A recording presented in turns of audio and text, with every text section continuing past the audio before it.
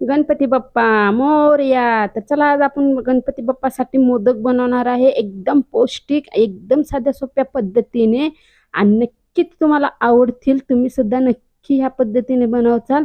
तर चला मग रेसिपी चालू करायच्या अगोदर जर माझ्या समृद्धी चॅनलला तुम्ही नवीन असाल किंवा माझी रेसिपी जर तुम्हाला आवडली तर माझ्या समृद्धी चॅनलला लाईक शेअर सबस्क्राईब करा.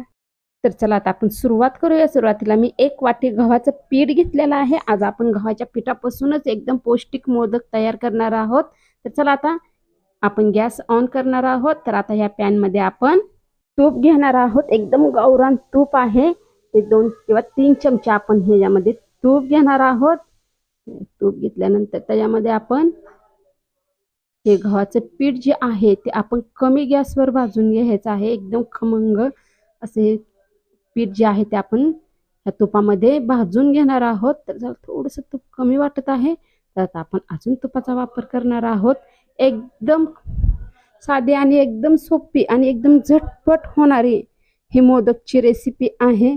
तर हे बघा पिठाचाच वास जे आहे ते एकदम खमंग येत आहे. थोडासा वेळ लागेल कारण आपण हे कमी गॅसवर भाजून घेणार आहोत. जोपर्यंत आपला कलर छान सोनेरी होत नाही. तर हे पहा मी तुम्हाला पूर्ण पीठ जे आहे ते छानसं भाजल्यानंतर दाखवत आहे. कलरमध्ये बदल तुम्हाला दिसत असेल तर हे पीठ भाजलेलं आहे. तर चला आता एक कढई घेतलेला आहे. एका कढईमध्ये आपण 1 छोटी वाटी पाणी घेऊन त्याच्यामध्ये गूळ घेतलेला आहे. गूळ जे आहे ते विरघळून घ्यायचं आहे आणि त्यामध्येच आता आपण 1 छोटा चमचा आपण वेलची पावडर घेतलेली आहे. तर हे पहा एकदम चिमूटभर मीठ ह्या पाण्यामध्येच घ्यायचं आहे. तर हे गूळ जे आहे एकदम जास्त आपल्याला शिजवून नाही घ्यायचं. तर गूळ जे आहे विरघळ आहे. तर चला आता पीठ घेऊया एका ताटामध्ये. आता आपण हे जे भाजून घेतलेले पीठ आहे ते घेतलेलं आहे आणि आता हे जे पाणी आहेत ह्या पिठामध्ये आपण घेणार आहोत. तर पाणी जे आहे ते आपण एकदम नाही वतायचं. जसं आपल्याला पाणी लागेल तसं वापर करायचा आहे. शक्यतो आपल्याला सगळंच पाणी लागेल तरी पण आपण थोडं थोडं करून पाणी घेणार आहोत. गुळाचं पाणी गरम आहे त्यामुळे आपण अगोदर उलटण्यानंच नंतर आपण हातानं हे मिक्स करून घेणार आहोत. तर हे पहा अजून आपल्याला पाणी लागणार आहे. शक्यतो आपण सगळंच पाणी वापरलेलं आहे. तर हे पहा मोदक जे आहे ते आपल्याला गोड पाहिजे त्यामुळे आपण पूर्ण पाणी वापरलेलं आहे. तर चला आता हे छानसं पीठ मळून घेतलेलं आहे. मळल्यानंतर मी तुम्हाला दाखवत आहे. तर थोडंसं तूप लावून आपण हे पीठ जे आहे ते आपलं सारण तयार करूच तर आपण झाकून ठेवणार आहोत. तर चला आता मी किसलेलं खोबरं म्हणजे ओलं नाही हे सुक्कं नारळ आहे. नारळात खोबरं आपण घेतलेलं आहे. तर आता आपण ह्याचा किस करून घेतलेला आहे. तर चला त्यामध्ये आपण पिस्ता आणि बदामचे काप घेणार आहोत आणि आता आपण ह्याच्यामध्ये हे मिक्स करून घेऊया. आणि आपल्याला थोडासा गोडवा वाढवायचा आहे त्यामुळे आपण हे सारणात आपण थोडासा गूळ घेणार आहोत. गूळ जास्त नाही वापरायचा आणि आपण हे जे आहे ते असं कच्चच ठेवणार आहोत कारण मोदकमध्ये असं छान लागतं हे सुद्धा. तर आता चला मग हे सारण जे आहे ते आपलं छानसं आपण हे तयार करून घेतलेलं आहे. एकदम साधी सोपी झटपट होणारे मोदकची रेसिपी आज आपण बनवत आहोत. तर चला आता आपण पीठ घेणार आहोत. हे जरा साईडला ठेवून आता आपण पीठ घेणार आहोत. तर हे पहा पीठ जे आहे ते एकदम लोण्यासारखं असं मऊ झालेलं आहे आणि ह्या पिठाचाच इतका छान सुगंध येत आहे. एकदम पीठ जे आहे ते पेड्यासारखं आहे. तर थोडेसे टेस्ट करून बघणार आहे. एकदम मस्त झाले. हे सुद्धा फक्त मोदक इतके छान होतील.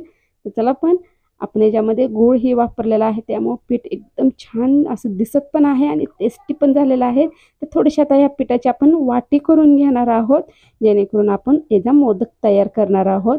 तर चला आता पूर्णपणे एकदम छानशी पातळ जास्त जाडसरही नाही ठेवायची. तर आता आपण हे सारण ह्याच्यामध्ये भरून घेणार आहोत. आपल्याला लागेल ह्या अंदाजाने आपण सारण भरून घेणार आहे. जास्त पण नाही आणि कमी पण नाही. तर आता आपण हे मोदक जे आहेत ह्या मोदकच्या आकाराने हे याला आपण आकार देणार आहोत. तर अगोदर हे पूर्णपणे असं बंद करून घेणार आहोत. बंद केल्यानंतर एकदम छान बंद झालेला आहे. तर हे पहा तुम्हाला आकार दाखवते आणि सुरुवातीला आपण असा आकार देणार आहोत आणि आकार दिल्यानंतर आपण एक डिनर सेट मधल्या चाकूच्या साह्याने आपण याला थोडीशी असं आपण पाकळ्या तयार करणार आहोत. जर आपल्याला साच्यामध्ये जर मोदक करू वाटत नसतील तर आपण अशा एकदम साध्या सोप्या पद्धतीने करू शकता. तर हे पहा ह्या चाकून मी ह्याला छानसा असा आकार दिलेला आहे. आता थोडंसं असं वरून मोदक दाबायचा म्हणजे त्याच्या पाकळ्या तयार होतील. तर हे पहा, एकदम साधी सोपी पद्धत तुम्हाला नक्की समजली असेल. तर असा मोदक आपण तयार केलेला एकदम छान आकार आलेला आहे. तर आता आपण अशाच आकाराचे अजून मोदक बनवणार आहोत. हे पहा किती छान आकार आलेला आहे. तर अशाच आकाराचे अजून आपण मोदक तयार करणार आहोत. त्यासाठी आपण त्याच आकाराचे आपण पीठ घेऊन छोटीशी वाटी तयार करून आपण मोदक तयार करणार आहोत. तर एकदम घाई गडबडीच्या जर आरतीच्या वेळेस आपल्याला जर मोदक करायचे असेल तर असं करू शकतो आपण. तर हे पहा, मी पूर्ण मोदक तयार केल्यानंतर तुम्हाला दाखवत आहे. तर आपण त्या चाकूच्या साहाय्याने एकदम छान पाकळ्या अशा देऊन मोदकचा आकार सुद्धा छान दिलेला आहे. तर आता ही मोदक जे आहेत ते आपण तळूही शकतो आणि उकडूही शकतो, पण मी उकडून घेणार आहेत कारण तळण्यापेक्षा उकडीचे मोदक छान वाटतात. तर त्यासाठी मी इडलीचा साचा घेतलेला आहे. तर प्रत्येक ह्यात आपण थोडंसं तूप टाकणार आहे म्हणजे मोदक चिकटणार नाही. तर आपण याच्यामध्ये थोडंसं तूप टाकून आपण याला पुसून घेणार आहोत आणि प्रत्येक ह्याच्यात आपण एक असा मोदक ठेवणार आहोत. तर हे पहा, आता आपण त्यामध्ये आपला एक शिल्लक मोदक आहे तर एका वाटीमध्ये मी ठेवलेला आहे. तर आता आपण झाकून हे मोदक जे आहे ते उकडून घेणार आहे. तर आता मी उकडल्यानंतर तुम्हाला दाखवत आहे. चांगली मी याला 10 ते 15 मिनिटं वाफ दिलेले आहे. एकदम छान असे मोदक तयार झालेले आहेत. तर हे पहा, मी मोदक जे आहे ते काढून घेतलेले आहेत. तर हे पहा, जरासुद्धा चिकटलेले नाहीत आणि एकदम सॉफ्ट एकदम छान झालेले आहेत.